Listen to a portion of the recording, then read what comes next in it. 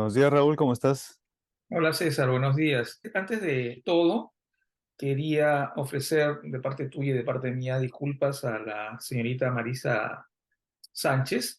Ujú, Hablamos de ella en un programa anterior donde comentamos los audios que habían sido publicados por Epicentro, donde se le escucha a ella hablar con el hermano de la presidenta, ujú, con Boluarte. En esa oportunidad mencionamos que ella era colaboradora eficaz, pero es un error. Ella no es una colaboradora eficaz, ¿no? Ella es testigo que ha ujú, sido solicitada por la Fiscalía para que dé declaraciones con respecto a la denuncia que hay sobre Dina Boluarte en relación a los dineros no declarados en su campaña. ujú. Lo está viendo un fiscal y lo ha calificado como lavado de activos. Mil disculpas, señorita Sánchez. Espero que los que nos escuchen y ella misma en particular conozcan que ha sido un error involuntario en nuestra parte. Ahora, ella sí, obviamente, participa en el audio y ella sí es testigo en el caso de la señora Boluarte, ¿no? Ujú, ujú. La segunda cosa que me llama la atención y quisiera comentar es algo que tú me dijiste muy temprano, antes de iniciar este programa. Este programa lo grabamos usualmente de entre 5 y 7 de la mañana Ujú. y me decías que ha llegado un comentario diciendo viejos terrucos, ¿no? Sí. Interesante porque, a ver, espero que no estemos aterrorizando a la gente que nos mira. ¿A qué se deberá eso? ¿A las caras? ¿Será porque nos ven las caras y dicen, uy, eso es de espanto? Porque lo que decimos no creo que fomenten Mm, ningún terror, ¿no? Espero que no. Estamos, creo yo, claramente en contra de toda cuestión violenta en términos de abuso de poder, ujú, sea de quien sea, provenga de donde provenga, sea del gobierno, sea de las Fuerzas Armadas, sea de grupos políticos o quien sea. Quede claro eso. Y si es por lo otro, por una cuestión de terrorismo facial, bueno, ¿qué vamos a hacerle? Bueno, sí, en realidad ese tipo de comentarios no nos afecta y en todo caso quien quiera hacer comentarios con respecto a nuestros programas, calificándolo como bueno o como malo o como ellos deseen, no vamos a bloquear a nadie por el momento, a no ser que ya los insultos no sean Bueno, si tolerables. van insultos dirigidos a nosotros, no pasa nada. Pero Ujú. si ya se involucra a la familia, es otra cosa. Claro que sí, claro Ujú. que sí. Tú tenías algunas cosas que mostrar sobre la última encuesta que apareció en el Diario de la República. No sé si tienes en la pantalla el asunto. A ver, quizás las letras sean muy pequeñas, pero básicamente grafican lo que siempre ha venido ocurriendo en las encuestas últimas, ¿no? Todas concuerdan. Ipsos, CPI, esa es la encuesta de IEP de la República. Ujú, Bueno, es la encuesta de IEP que publica la República, ¿no? Las aprobaciones son muy bajas, ¿no? Y las desaprobaciones son muy altas. Los encuestados en un gran porcentaje están solicitando que haya cambio de gabinete, ujú. y otras cosas más. Pero yo quisiera comentar, César, esto que está al costado, no sé si lo ves. Yo lo había dicho, pero bueno, hay gente que piensa igual que yo. Hay un comentario que dice, faltó una pequeña pregunta en ese titular, porcentaje de nuevas elecciones generales en 2024.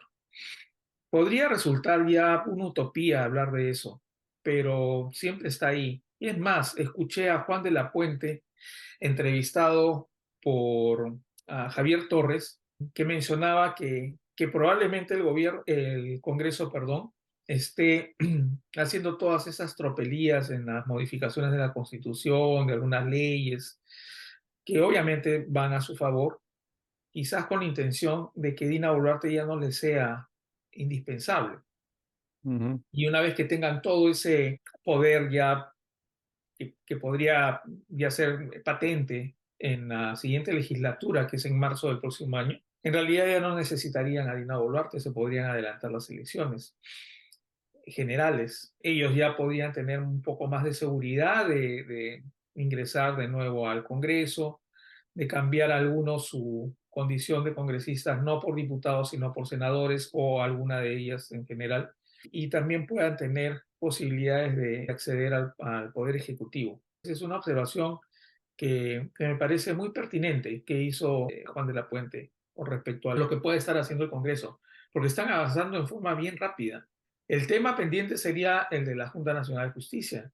Esperamos que se haya dado la audiencia el día 24, es decir, hace unos días, con respecto al habeas corpus que había solicitado la Junta Nacional de Justicia y que condujo a la medida cautelar que se le dio para que se paralice el proceso en el Congreso. Eso podría quizás verse en algún momento en el Congreso, pero ellos están más preocupados por otras cosas en estos momentos, ¿no?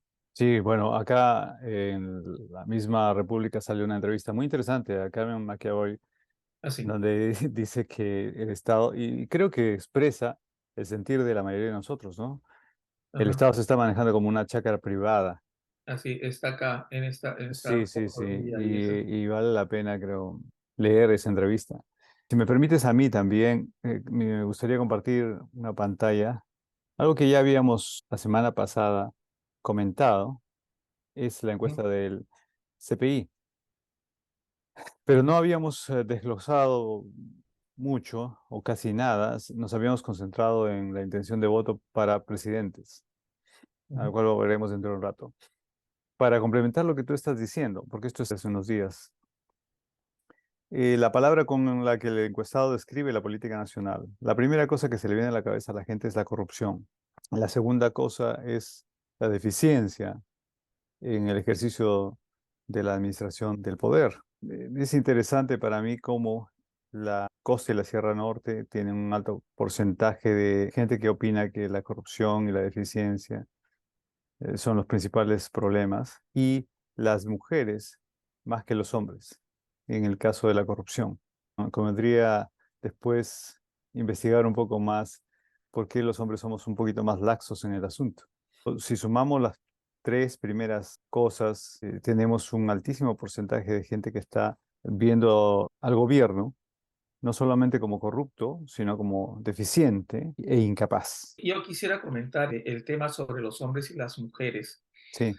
La paridad de cargos en relación a las mujeres y los hombres sigue siendo más a favor de los hombres que las mujeres. Ujú, ujú. Miren el gabinete que tiene Dina Boluarte. Claro, Dina Boluarte es mujer, es la primera presidenta mujer. También hay una candidata mujer que tiene, dentro de esta coyuntura mafiosa, posibilidades de ser presidenta en las próximas elecciones. Me refiero a Keiko Fujimori. Y también tiene una intención, aunque pequeña, pero todavía está en carrera Verónica Sí, Mendoza, ¿sí? claro. Sin embargo, los cargos de funcionarios los ocupan más hombres Ujú, ujú. que mujeres. Entonces, las mujeres probablemente vean con diferente perspectiva lo que está pasando con respecto a la corrupción, porque no se ve muchas mujeres corruptas. Bueno, te diré que más bien, yo diría que las mujeres en este caso han demostrado, en efecto, tener la misma capacidad de los hombres, en todos los sentidos. Pienso en Patricia Chirinos, pienso en Patricia Benavides, pienso en la señora Marta Moyano. En realidad, son los ejes que están removiendo la política nacional. Si descontamos a Otárola, por supuesto, y detrás de bambalinas Keiko Fujimori, eh, más bien me parece que las mujeres en esta coyuntura política actual están jugando un papel fundamental en el desarrollo de los hechos.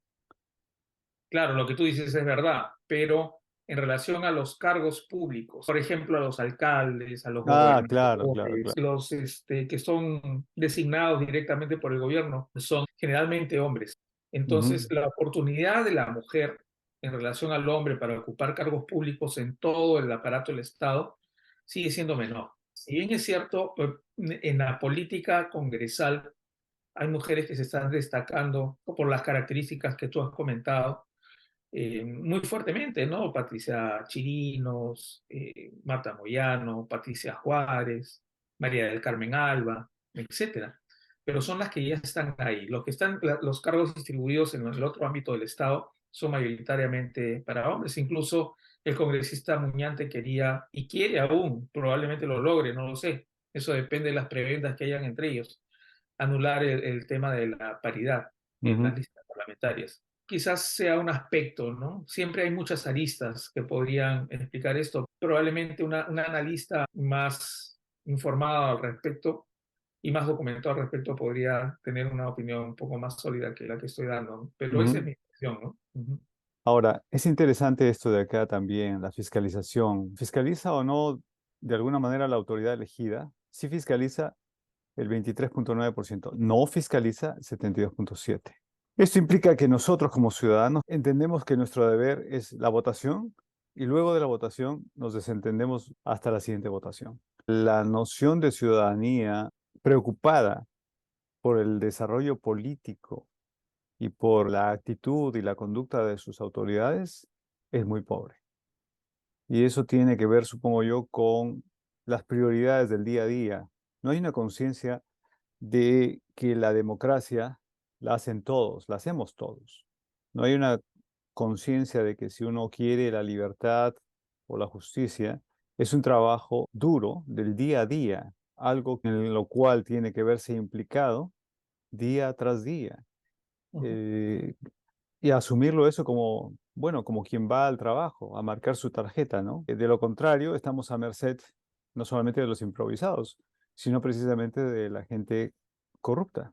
Ahora, ¿de qué manera realiza usted la fiscalización de la autoridad elegida? Investiga en Internet, redes sociales, da su opinión, el 23%. Ahora hace seguimiento a través de las noticias, el 19,4%. Y hace seguimiento de sus acciones, obras realizadas el 16,5, etcétera, ¿no? El peso de el periodismo independiente con respecto al periodismo tradicional todavía sugiere que el periodismo tradicional tiene un fuerte impacto en la población. ¿Mm? Hemos sido acá críticos y creo que todos los periodistas independientes son críticos con lo que ocurre con la prensa tradicional y el respaldo que le da esta al Congreso y al gobierno en general, ¿no? O la tibieza con la cual lo trata. Ahora, ¿qué piensa usted que debería cambiar? Cambio de autoridades en las elecciones el 16,3. Ahora, combatir la corrupción 12,5. Es interesante porque si uno revisa los titulares de la prensa tradicional, no se habla de adelanto de elecciones.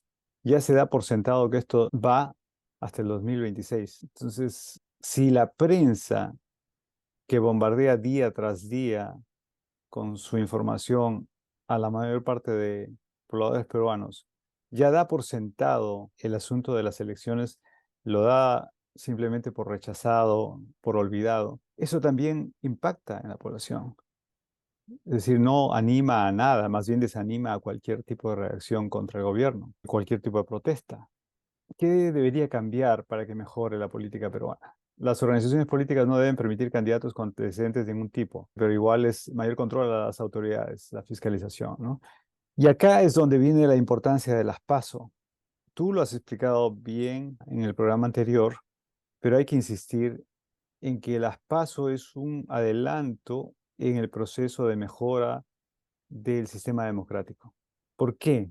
Porque las PASO nacen en realidad debido a una crisis, ¿no? Las agrupaciones políticas peruanas se han caracterizado por ser vehículos personalistas, usados únicamente para la presentación de candidaturas improvisadas, con una precariedad organizativa y prácticamente ninguna vida orgánica real, que generalmente desaparecen tras el desarrollo de las elecciones. Esa es una crisis que se dio ya después de la debacle de los grandes partidos políticos en los años 80. Ese es el motivo por el cual el Perú en el 2019 emite esta ley 30988 que crea el sistema de las PASO. ¿Pero qué significa eso? Significa que hasta ese entonces los partidos políticos que se formaban improvisadamente para las elecciones elegían a dedo o con unas elecciones internas bastante cuestionables a los candidatos y los presentaban al público para que elijan de frente a los gobernadores, a los alcaldes, a los presidentes, ¿no? A la gente del Congreso. Entonces, las PASO lo que trata de hacer es decir, un momentito, esto es un abuso. Lo que hay que hacer es involucrar a la población en la elección de los precandidatos. Los partidos políticos tienen todo el derecho del mundo a presentar sus opciones, Pero antes de las elecciones generales, sean regionales, departamentales, municipales o presidenciales o congresales, antes de que eso ocurra, viene el paso intermedio que son las PASO. Es decir, la población asiste a decir, bueno, estos son los candidatos que deberían postularse. La segunda cosa es que pone un porcentaje necesario a los partidos políticos para que puedan presentarse a las elecciones. Si con la participación ciudadana esos partidos políticos no logran ese porcentaje, desaparecen. No están simplemente aptos para participar. Trata de eliminar las cuestiones de los improvisados, ¿no? Pero tienen que tener de alguna manera un sistema serio para presentar a sus candidatos.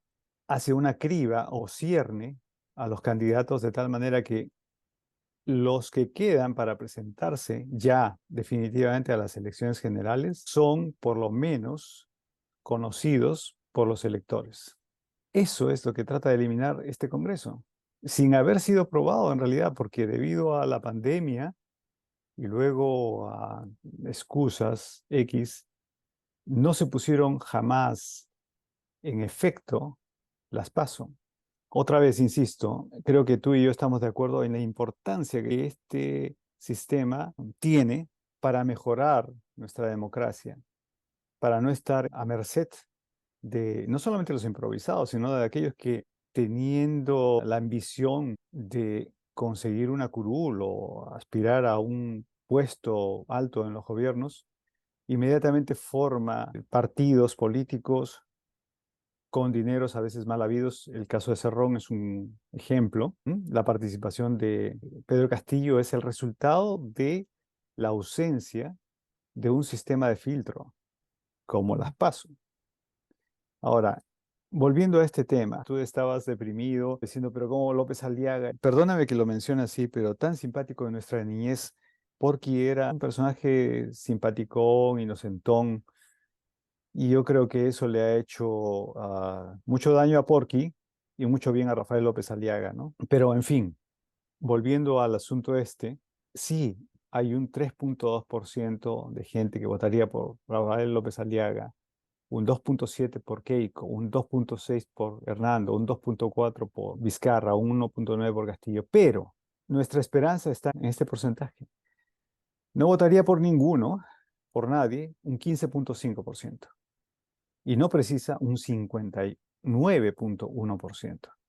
Y si se suma esto, sería un 76% casi, ¿no? De la población peruana que no elegiría a ninguno de estos personajes. Habíamos comentado fuera de cámaras la posibilidad de que el voto en blanco y nulo borre de un plumazo a toda esta gente, ¿verdad? Y sería un caso único a nivel mundial, es decir, sería un caso muy peculiar, un rechazo enorme de la población a todos los candidatos. Pero tú tenías otra alternativa. Yo estoy hable y hable, perdóname. En la elección del 2021, en primera vuelta, en la barra de votos nulos y viciados y de ausentes Ujú, ha sido enorme. El economista, creo yo, bueno, es una persona que hace muchos cuadros y hace mucha interpretación estadística, Loret de Mola, mostró un cuadro en el cual veías unas barras de los candidatos, ¿no? ujú, Barras muy pequeñas de los que pasaron a segunda vuelta, Keiko y Castillo, y después otras barras muy pequeñas de los otros que no lograron alcanzar la posibilidad de entrar en segunda vuelta. Pero la barra de esta, como repito, de ausentes y votos viciados, se salía de la pantalla. La barra era enorme, sí, sí, pero no podía ser lo suficientemente alta como para poder invalidar la elección. así Sin es. embargo, ese porcentaje que estamos viendo de aproximadamente 70% más el 7% de otras respuestas que estaba en la antepenúltima Ujú, ujú. posición, estamos hablando de casi 80%. Entonces, si esa condición se da, probablemente las elecciones sean declaradas nulas. Eso va a depender mucho de quiénes sean los miembros del Jurado Nacional de Elecciones y cómo interpretarían Exacto. la respuesta popular ante esas elecciones. parece ser de que en algún momento ellos van a darse cuenta de esto, porque en el gobierno de Fujimori, antes de las elecciones de 2000, hubo una reunión filmada, publicada, revisada, incluso en algún programa nosotros hemos puesto ese pequeño video donde está conversando Vladimiro Montesinos con algunos congresistas Ujú. sobre la importancia de tener a su lado el Consejo Nacional de la Magistratura. ¿A su lado te refieres por falta de oxígeno? Bueno, no, ellos tenían, son gente maquiavélica, tenían de sobra oxígeno para poder estar en la mano. Sí. Bueno, necesitaban tener a su lado el Consejo Nacional de la Magistratura, incluso ya contaban de cuántos miembros estaban a su favor y que ya estaba al borde de que ya sea copado por completo, lo que está pasando ahora. Porque si bien es cierto, ellos tenían la seguridad de poder acceder a la primera magistratura con la candidatura de Fujimori, no tenían muy claro cómo iba a distribuirse la lista parlamentaria. Entonces dice, pues si no tenemos la justicia a nuestro lado, ¿qué nos puede pasar? Y Mm, Luz Salgado agarra y dice, nos mata. Esa era la visión que tenía en esos momentos el Fujimorismo. Ahora están viendo, pues han mejorado, pues han evolucionado y están haciendo todas estas modificatorias de la Constitución y modificatorias de leyes, tratando de favorecer ya no solamente la elección del presidente de la República, sino también su permanencia en el Congreso, cosa que en esos momentos, estamos hablando de alrededor de fines de la década del 90, ujú, entonces están viendo las cosas de otra manera, con una perspectiva mucho más mafiosa, ¿no? Para poder establecerse en sus curules y seguir manejando la legislación. Mientras ellos permanezcan ahí, no les va a pasar nada por muchos años, quizás en su proyección nunca. ujú. ¿Te acuerdas de Entonces, la frase antigua, echa la ley, echa la trampa? así es. Mm, Como repito, ¿qué autoridades estarán a cargo de Jurado Nacional de Elecciones, la OMPE y la RENIEC en ese escenario? Bueno, la Junta Nacional de Justicia termina en 2025.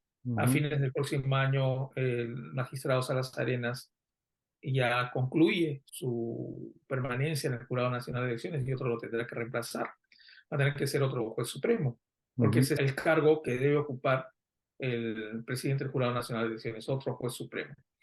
Así es que vamos a ver qué sucede por ahí, pero en realidad, si eso no llega a dominarse, la posibilidad, según esta encuesta, de que las elecciones se proyecten en ese sentido, hay una altísima probabilidad de que pudieran declararse nulas. Ujú, Pero veamos también en los candidatos, ¿no? Que puedan ofertarse en las elecciones. Mi respuesta, como te lo mencioné antes, César, que eran respuestas abiertas, ujú, no había una cartilla de candidatos ni nada, sino quién opina usted, ¿no? Que pudiera ser.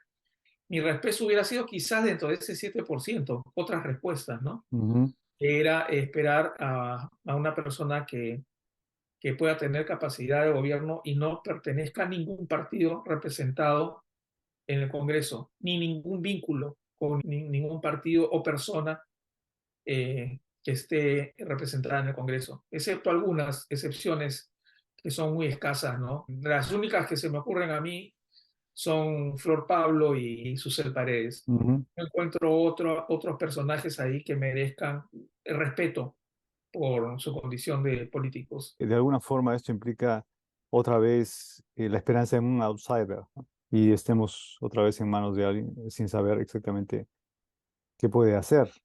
Lo que a mí siempre me ha fastidiado este problema, otra vez insisto, es la violación del artículo primero de la Constitución, que dice que hay que respetar a la persona, que la persona por encima de todo es el eje esencial, por lo tanto sus libertades, sus derechos, sus deberes, qué sé yo.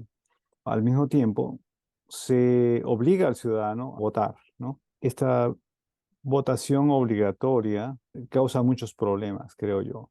El hecho de que mucha gente asista a votar sin tener una conciencia exacta de, primero, la importancia de su acción y segundo, sin tener una conciencia clara de quiénes van a ser los candidatos o quiénes son los candidatos. Lo hemos visto constantemente, ¿cierto? En reportajes periodísticos, una y otra vez, en nuestra experiencia cotidiana. ¿Cuánta gente entrevistada en la costa, en la sierra, sobre todo en la sierra y en la selva, que no tiene una idea muy clara quiénes son los candidatos o qué son incluso los partidos que se están presentando. Ahí hace falta un enorme trabajo, supongo que a cargo del Jurado Nacional de Elecciones y en general del gobierno, por una educación cívica y política, para que el poblador realmente sepa la importancia de lo que hace, la importancia de sí mismo y la importancia de las elecciones. Ujú.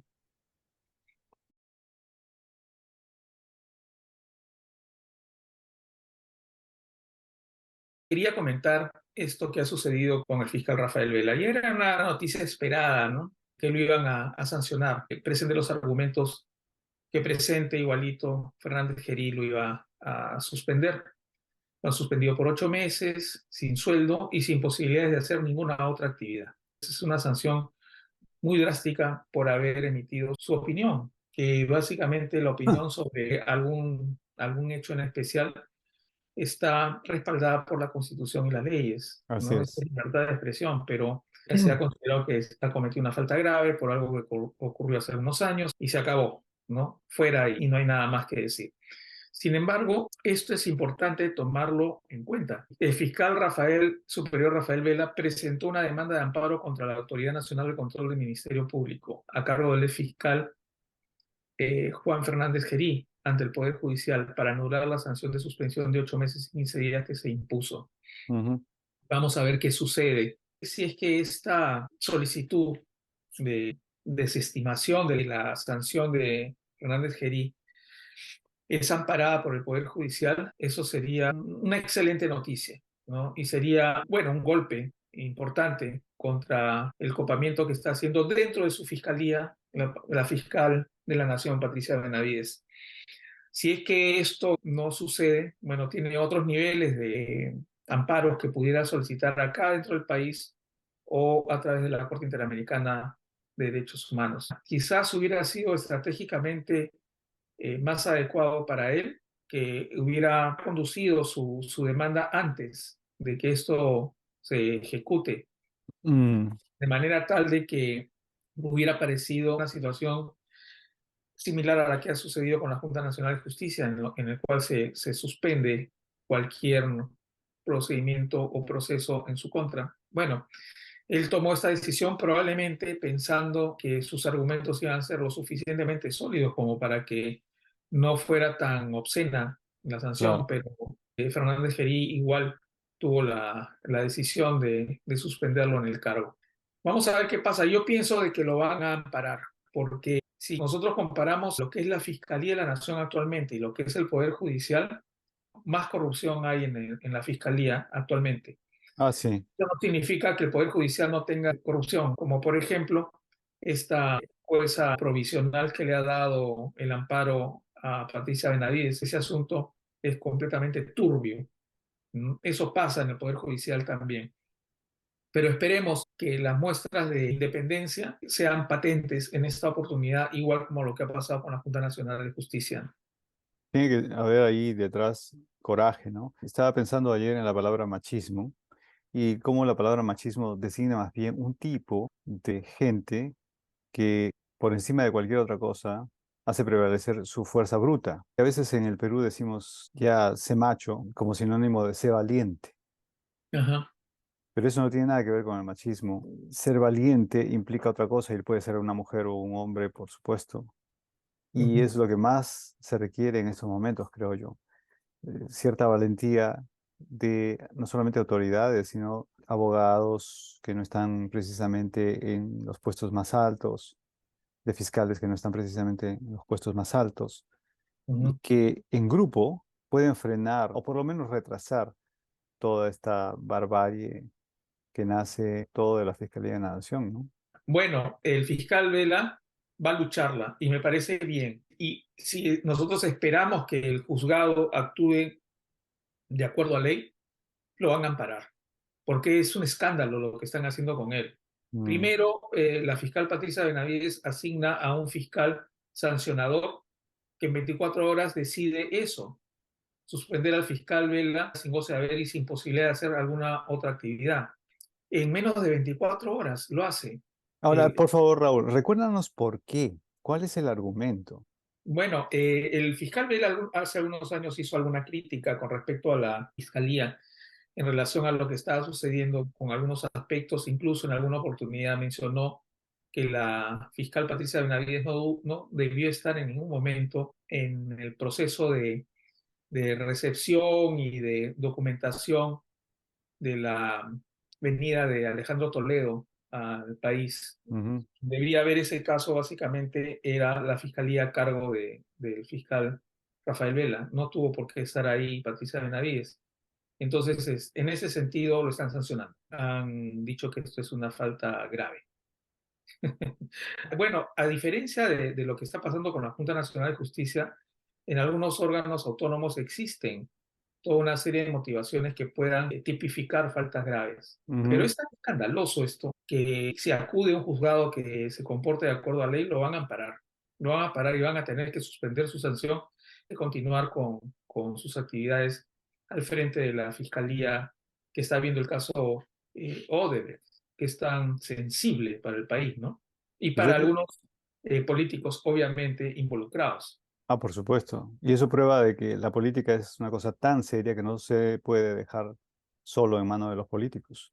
Yo tengo esperanzas que esto va a darle una alternativa al fiscal Vela de justicia que no ha encontrado pues en su propia institución. Ujú. Pero no solamente él, César, ha sido sancionado. El Procurador General de la República, Daniel Soria, ha sido suspendido.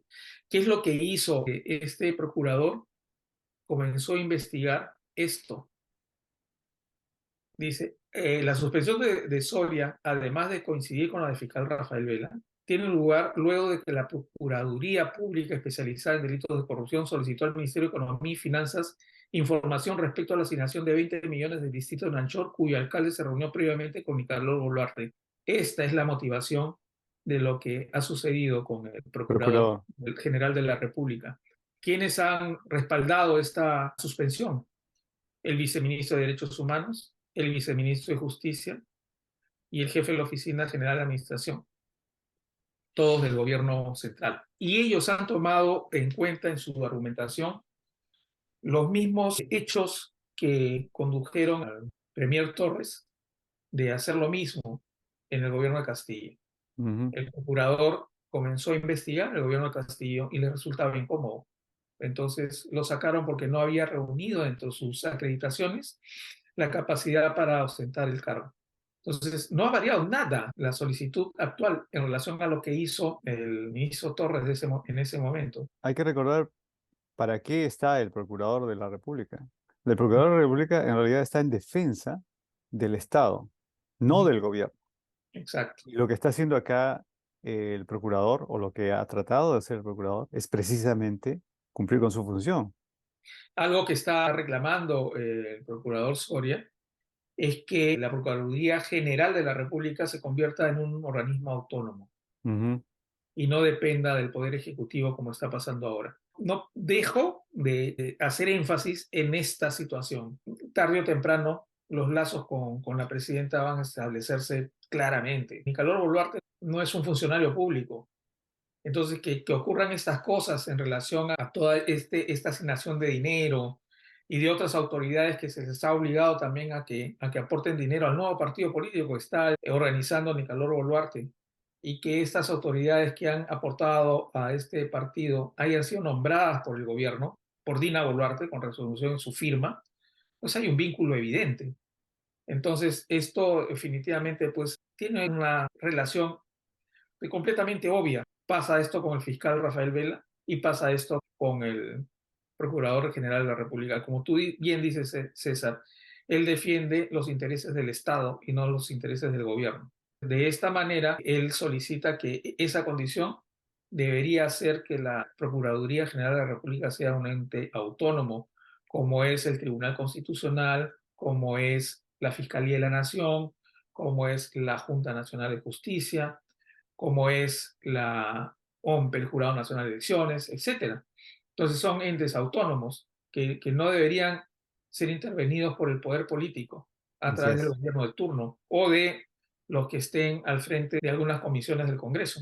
Bueno, y lo que tú has mencionado con respecto a Nicanor Boluarte y su intención de crear el partido político precisamente para eso están las PASO, ujú, para que la población tenga la posibilidad de frenar estas intentonas de abuso de poder y de establecimiento de un sistema de corrupción que se enmarque dentro de la ley.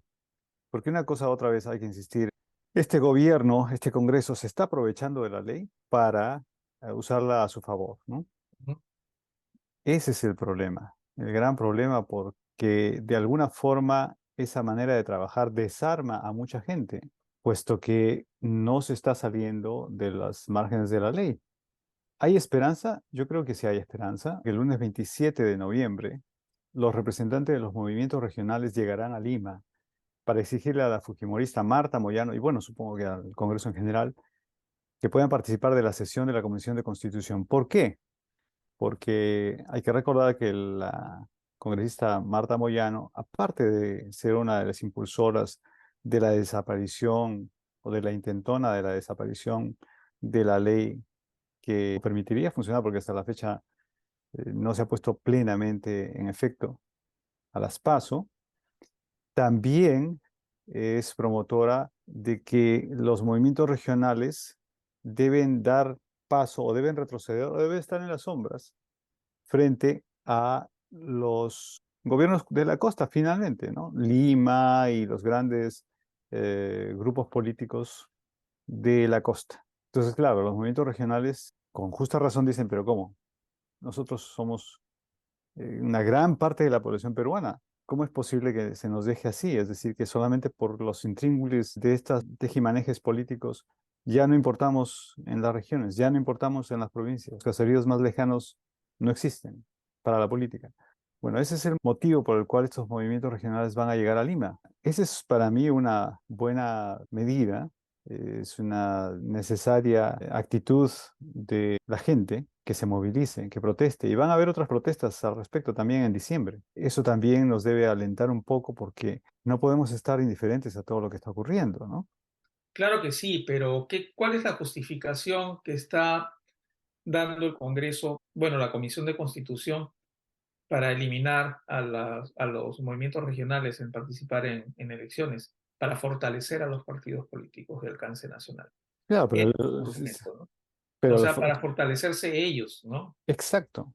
De manera tal de que los movimientos regionales no tengan otra alternativa si quieren participar de ingresar en alguna agrupación de alcance nacional. Sin embargo, bueno, yo no sé qué tanto puede hacer la Asociación de Gobiernos Regionales exigiendo participar en las reuniones de la Comisión de Constitución, y si lo hace, no sé finalmente si es que esto va a influenciar o va a determinar un cambio de opinión de lo que está haciendo la... No, no sé si el cambio de opinión, pero lo mismo que ocurre con los fiscales. Mientras más protestas haya, mientras más se ventile esto, pues creo que es mejor, no solamente para mostrar lo que está sucediendo en el Congreso y en el gobierno dentro del país, sino para mostrar internacionalmente, ¿no? Con la esperanza que tarde o temprano haya una presión también internacional. Ujú. Sí, y sí, eso es bueno, como tú dices, eso es bueno, que del interior del país estén ya manifestando agrupaciones políticas. Y sí, se va a conmemorar los hechos ocurridos en Ayacucho y en Puno. En Ayacucho principalmente, porque en Puno ocurrió esto en enero de este año. Lo que ocurrió en Ayacucho ha sido ya casi un año. Pero Entonces, imagínate, ujú, y no hay absolutamente nada avanzado en la fiscalía que pueda claro. representar un atisbo de justicia para los familiares de las víctimas. Entonces, yo pienso que probablemente, como otras personas de opinión referente, esto pudiera convertirse en una olla de presión que de pronto explote y y no pueda controlarse. De otra manera que haciendo lo mismo que hicieron a fines del año pasado, a principio de este, o más. Ojalá que Eh, no se llegue a eso.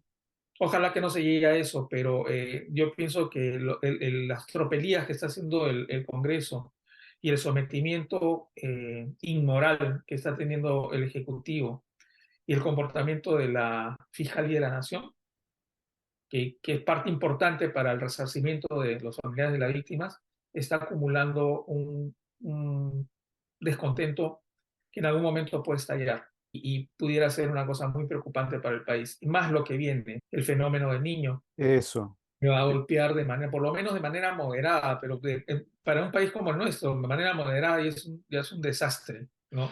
Claro, porque mira, el gobierno está que canta sus victorias, sale a los foros internacionales a decir lo bien que estamos, pero déjame que muestre, por favor, algo. Este es el informe del Banco Mundial, el último informe del Banco Mundial. El caso del Perú, no sé si lo ven ahí. Ujú. Bueno, hay muchos temas. El tema primero es el fin de la pobreza. En el Perú, hacia 2019, había 1 millón de personas en extrema pobreza en el país, en un país de 33 y algo millones de habitantes. No, no es vergonzoso, sino es terrible. Bueno, Ujú. es vergonzoso para la gente que sale a decir lo bien que estamos, pero me refiero que es terrible en términos generales, ¿no? No ha habido un sistema adecuado para disminuir la reducción de la pobreza extrema en el Perú. Cualquiera que puede acceder al detalle de lo que se ha hecho y no se ha hecho, revisando el informe del Banco Mundial. El segundo caso, el hambre. 6,8 millones en el 2019. Alrededor ahora de 7 millones de personas no pueden costear una dieta saludable en el Perú. La educación. Acá está hablando del impacto que tuvo el COVID en la educación en el Perú y cómo de alguna manera hasta ahora no se ha resuelto. En el Perú nunca se pudo remontar esa serie de limitaciones. Es como si hubiera llegado algo, hubiera hecho un desastre y todos se hubieran acostumbrado a los escombros. Permíteme hacer retroceder al punto 4, por favor, Sí, César. sí, claro que sí. Justamente en ese asunto está involucrado Nicanor Boluarte. Claro. En las conversaciones con la señorita Sánchez se establece la necesidad que para el tema de la emergencia sanitaria es fundamental que se asignen obras sin licitación, sino por adjudicación directa. Y no interesa si finalmente se construyen o se mejoran los establecimientos de educación, es decir, me refiero a los colegios. Lo importante es que se dé la plata. Ya verán si lo hacen o no lo hacen. Entonces, probablemente han habido adjudicaciones, como las que ha habido hace poco con este alcalde de este pueblo pequeño de Cajamarca, ¿no? Ujú, ujú. De 20 Entonces, millones. yo no sé qué va a hacer este señor con 20 millones. Podría hacer mucho, si es que fuera honesto, podría realmente hacer una Suiza en miniatura, pero todo depende de su inteligencia y de su honradez. Cosa que para mí está en telejuicio, porque cuando alguien accede de esa manera a una cantidad tan grande de dinero, pues yo creo que el tema ético, moral, está en todo caso de manera cuestionable, ¿no? Ah, sí, absolutamente. Y lo interesante para mí es que se haya ventilado tanto el asunto, espero que más y todos los días se siga ventilando, que esto implique una presión para este alcalde, porque toda Ujú, la gente en su pueblo debe ya saber el monto de dinero que se le ha asignado, ujú, ¿no? Entonces ahí es donde entra la ciudadanía a tallar. ujú, Tiene que hacer una presión fuerte para que ese claro. dinero no se volatilice. Ahora, en igualdad de género, 3,5 horas al día más dedican las mujeres a las tareas de cuidado no remuneradas respecto a los hombres. En otras palabras, las mujeres trabajan más y ganan menos. Hay excepciones, por ejemplo. Mi caso es uno de ellos. El nivel de estrés hídrico en 2020, 7%, menos 25%. Esto hay que apuntarlo bien. En la época de la pandemia nosotros tuvimos crisis en algunas zonas de agua eh, y probablemente se repita con el fenómeno del niño. ¿Qué se está haciendo? Habría que hacer una investigación al respecto. Ojalá que no haya una crisis mayor en lo que se viene. Por favor, los que puedan acceder a este informe, cualquiera lo puede hacer, es de libre acceso. Es muy interesante primero para conocer cómo está el planeta y en segundo lugar para ver cómo estamos nosotros y cómo esta narrativa constante del gobierno se estrella contra la realidad. Habrían algunas cosas más que comentar y hablaremos en el próximo programa. Ujú, Y a propósito de ello, quisiera mencionarles a los que nos siguen que, bueno, este programa está siendo publicado el día lunes 27 de noviembre. El siguiente programa, que usualmente lo hacemos los viernes, lo vamos a hacer el día jueves en vivo, ¿no? ujú. Los que no pueden verlo en el momento de la emisión, lo pueden ver en el momento que tengan disponibilidad de tiempo para poder eh, ver lo que nosotros les ofrecemos de información en este pequeño programa. Yo estoy viajando al Perú. Es imposible para mí, debido a que voy a estar viajando por el interior del país, hacer programas grabados. Ese es el motivo por el cual vamos a tener que hacer programas en vivo desde donde yo esté. Hemos tenido muy mala suerte con los programas en vivo en general, por todas las torpezas que salen. Yo, es la única explicación que yo tengo, las torpezas que una y otra vez salen a la luz en los programas en vivo, pero ni modo, eso es lo que toca durante un mes probablemente, ¿no? Ujú. Así es, y bueno, no queda más que despedirnos, desearte buen viaje y que todo te vaya bien.